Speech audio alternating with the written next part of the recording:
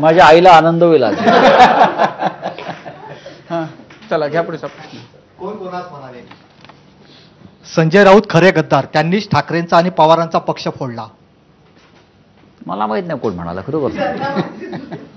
अशा वक्तव्याकडे आम्ही फार लक्ष द्यायचं कारणच नाही.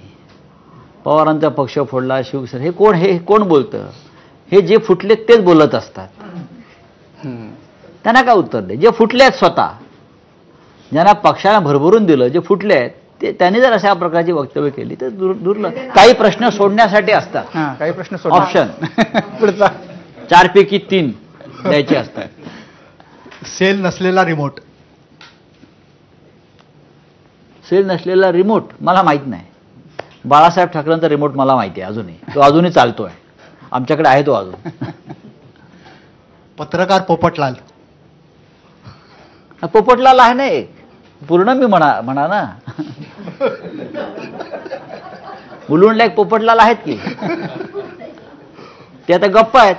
हे सगळे भ्रष्टाचारी त्यांच्या पक्षात धुवून घेण्याचं काम चालू असल्यामुळे सध्या गप्प आहे पोपट.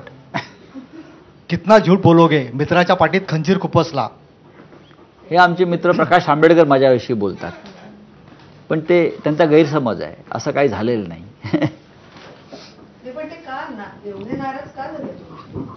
मला वाटत नाही ते नाराज आहेत.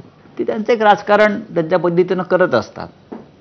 नाराज व्हायचं कारण काय? आम्ही चर्चेत सहभागी झाले, चर्चा उत्तम झाली.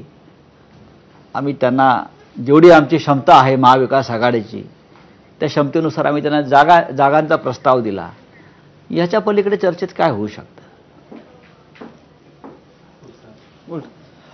जगाचे नेते, आंतरराष्ट्रीय प्रवक्ते.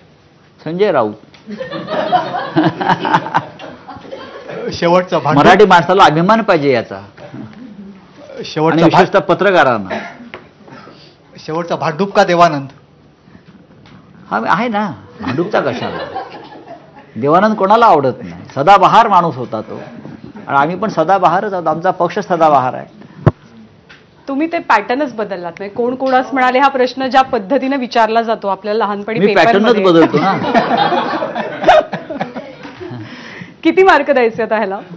किती मार्क? किती द्यायचे? 7.